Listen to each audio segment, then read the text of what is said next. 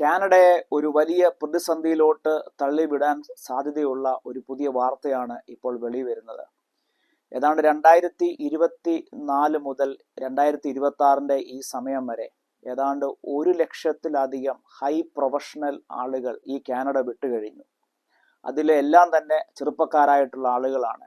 ഈ കാനഡയിലെ ഏറ്റവും പ്രമുഖ യൂണിവേഴ്സിറ്റികളിൽ നിന്ന് പഠിച്ചിറങ്ങിയ ഹൈ പ്രൊഫഷണൽ കാറ്റഗറിയിലുള്ള, പ്രത്യേകിച്ച് ബിസിനസ് അനലൈസേഴ്സ്, അതുപോലെ തന്നെ IT ഡിപ്പാർട്ട്മെന്റുകൾ, ഹെൽത്ത് കെയർ, എൻജിനീയറിങ്, ഇങ്ങനെയുള്ള ഹൈലി പ്രൊഫഷണൽ ആയിട്ടുള്ള ആളുകളാണ് ഇപ്പോൾ കാനഡ എന്ന് പറയുന്ന അവരുടെ രാജ്യം വിട്ട് അവർക്ക് ഏറ്റവും പ്രിയപ്പെടുന്ന അമേരിക്ക ഉൾപ്പെടുന്ന മറ്റ് യൂറോപ്പ് രാജ്യങ്ങളിലേക്ക് ചേക്കേറുന്നത്. അതിൽ ഏതാണ്ട് 60% ആളുകളും അവർക്ക് ഏറ്റവും പ്രിയപ്പെട്ട അമേരിക്കയിലേക്ക് തന്നെയാണ് ഇപ്പോൾ അവർ മൈഗ്രേറ്റ് ചെയ്തിരിക്കുന്നത്.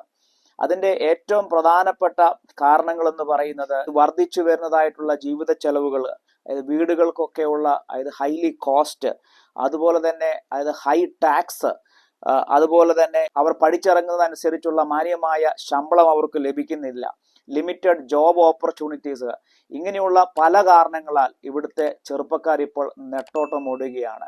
ഒരു തരത്തിലും പിടിച്ചു നിൽക്കുവാൻ കഴിയുന്നില്ല. അതുകൊണ്ട് തന്നെ അവരുടെ നല്ല സമയങ്ങൾ അവർ നഷ്ടപ്പെടാതെ മറ്റുള്ള രാജ്യങ്ങളിലേക്ക്, ടാക്സ് കുറവുള്ള, അതുപോലെ തന്നെ ജീവിത ചെലവുകളൊക്കെ വളരെ മെച്ചപ്പെട്ട രീതിയിലുള്ള, അപ്പോൾ തന്നെ കൂടുതൽ ജോബ് ഓപ്പർച്യൂണിറ്റീസ് ഒക്കെ അത് നൽകുന്ന മറ്റു രാജ്യങ്ങളെ ആണ് ഇപ്പോൾ ഇവിടുത്തെ ഈ കാനഡയിൽ പഠിച്ചിറങ്ങുന്ന പല ചെറുപ്പക്കാർ ഇപ്പോൾ ആശ്രയിക്കുന്നത്. പ്രത്യേകിച്ച് കാനഡയിലെ ഏറ്റവും അറിയപ്പെടുന്ന വലിയ യൂണിവേഴ്സിറ്റികളിൽ നിന്ന് ബിരുദവും ബിരുദാനന്ത ബിരുദവും PhD ഒക്കെ എടുക്കുന്ന, അങ്ങനെ ഹൈലി ക്വാളിഫൈഡ് ആയിട്ടുള്ള യങ് പീപ്പിൾസ് ആണ് ഇപ്പോൾ കാനഡ വിടുന്നത്. ഇത് ശരിക്കും പറഞ്ഞാൽ കാനഡ എന്ന് പറയുന്ന രാജ്യത്തിന് ഒരു വലിയ ദോഷത്തിലേക്കാണ് നയിക്കുന്നത് എന്നതിൽ യാതൊരു സംശയവും വേണ്ട. ഇപ്പോൾ ഇവിടെ കാനഡയിൽ നമ്മളെപ്പോലുള്ള ഇമിഗ്രൻസ് ആയിട്ട് വന്നിരിക്കുന്ന പല ആളുകൾ, ഇന്ത്യക്കാരായിട്ടുള്ള ആളുകൾ, അവര് ലോ സ്കിൽഡ് കാറ്റഗറിയിലുള്ള ആളുകളെ കൊണ്ട് ഇപ്പോൾ കാനഡ നിറയുകയാണ്.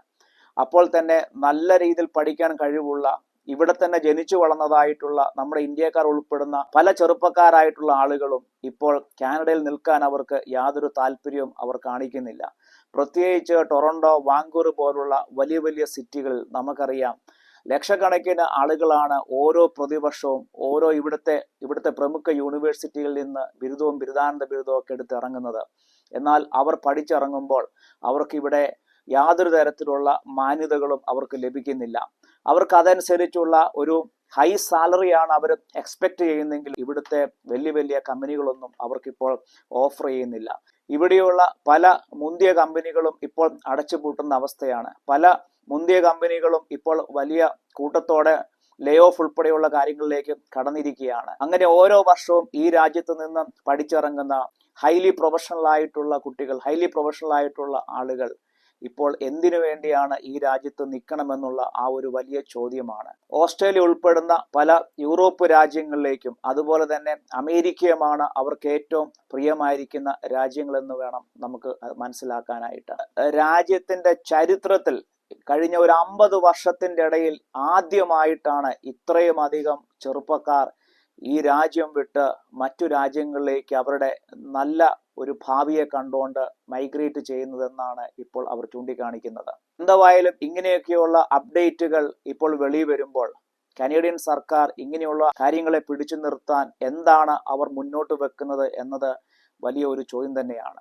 അപ്പോൾ നിങ്ങൾക്ക് എല്ലാവർക്കും ഈ ഒരു വീഡിയോ ഇഷ്ടപ്പെട്ടെന്ന് വിചാരിക്കുന്നു. ഒരു പുതിയ വീഡിയോയുമായി, ഒരു പുതിയ അപ്ഡേറ്റുമായി വീണ്ടും കാണാം. I am Sayonara Rexy Joy. Bye.